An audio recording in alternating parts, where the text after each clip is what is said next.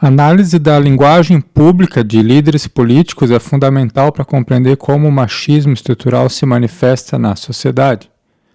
No caso de Luiz Inácio Lula da Silva, algumas declarações ao longo de sua trajetória foram classificadas como misóginas por críticos, especialistas em direitos humanos e oponentes políticos.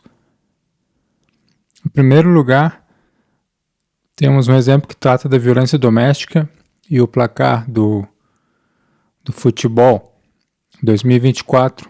Em julho de 2024, ao comentar dados que indicam o aumentar da violência contra a mulher após partidas de futebol, o presidente declarou, abre aspas, hoje eu fiquei sabendo uma notícia triste.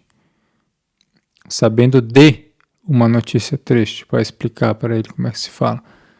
Que tem pesquisa que mostra que depois de jogo de futebol aumenta a violência contra a mulher. Inacreditável. Se o cara é corintiano e o Corinthians perdeu, ele não tem que bater na mulher. Ele tem que ficar triste, se lamentar, mas não tem que bater na mulher. A fala foi amplamente condenada por estabelecer uma relação de condicionalidade entre o humor do torcedor e o crime da agressão. Ao sugerir que o agressor não deveria bater porque o time perdeu, a declaração soa como se a violência fosse uma reação passiva de controle emocional circunstancial, em vez de um crime absoluto e injustificável. Especialistas apontam que tal formulação minimiza a gravidade da violência doméstica. Segundo lugar, o termo Mulheres do Grelo Duro. 2016. Em 2016, no contexto da Operação Lava Jato, uma interceptação telefônica entre Lula e o então ministro Jacques Wagner tornou-se pública. Na gravação, Lula referiu-se a figuras femininas combativas do seu partido utilizando a expressão "Cadê as mulheres do grelo duro do nosso partido?". Embora aliados tenham argumentado que o termo era uma gíria regional para designar mulheres de fibra ou corajosas, o uso da linguagem vulgar e anatomizada para descrever a força política feminina, foi visto como um ato de misoginia. A expressão é criticada por reduzir a identidade e a autoridade política de líderes femininas a uma referência genital chula. Terceiro, a greve de sexo como instrumento de troca.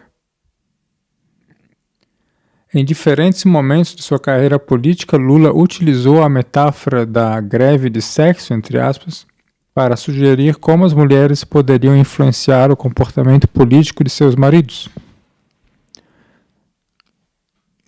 A citação dele é o seguinte: se as mulheres fizessem greve de sexo, esses homens mudariam rapidinho.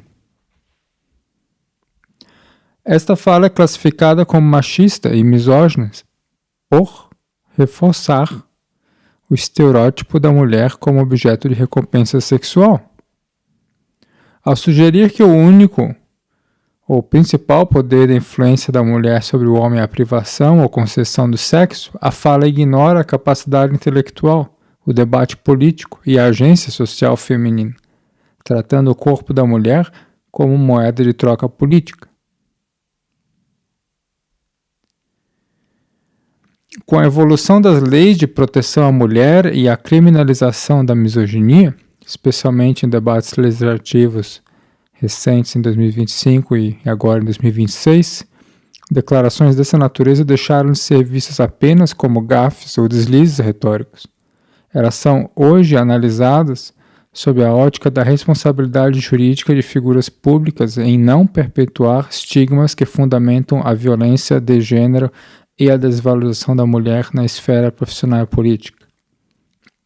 Agora, para cortar o caminho e resumir para ti o que está acontecendo, isso não é uma incompetência, isso não é um erro de falta de coerência, isso é o exercício de um plano do jeito que foi planejado.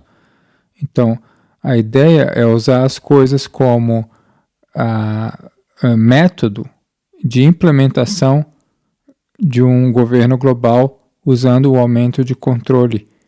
E o aumento de controle, ele vai precisar de uma sociedade quebrada, em ruína e com todo mundo odiando todo mundo em conflito. Então é por isso que a hipocrisia não é um problema para ele. Eu dei 3 exemplos aqui de frases do Lula que o poriam na prisão pela própria lei que ele está defendendo. Pensa bem sobre isso. Até mais.